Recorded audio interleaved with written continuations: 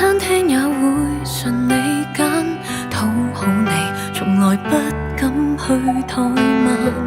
連一把傘也為你撐，偏心你從來是我的習慣，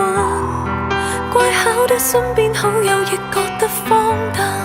長期專一配合難換取稱讚，令我看不起我在心淡，連自己亦都不夠快樂，還在扮快樂，連自信亦都不介意被麻木地揮霍，連受傷亦優先去顧慮你的感覺，竟讓情緒也內耗，原來討好太多，連自己越不想變折墮，然後越折墮，連志氣亦都只會繼續投入極之多，是我總太熱心，所以情感之淪落全部都想給你，無奈禮物再多恐怕都揀錯，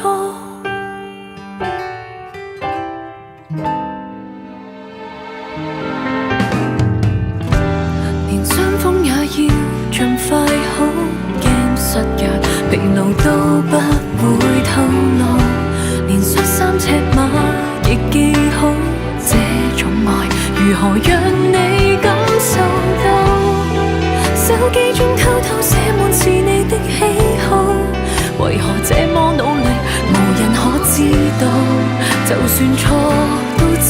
怪我不好，連自己亦都不夠快樂，還在扮快樂，連自信亦都不介意被麻木地揮霍，連受傷亦優先去顧慮你的感覺，竟讓情緒也內耗，原來討好太多，連自己越不想變折墮，然後越折墮，連志氣亦都只會繼續投入極之多，是我總太熱心，所以情感之淪落全部都想給你，從沒有勝半的可以分給我，期望得到寵愛更自愛才應該，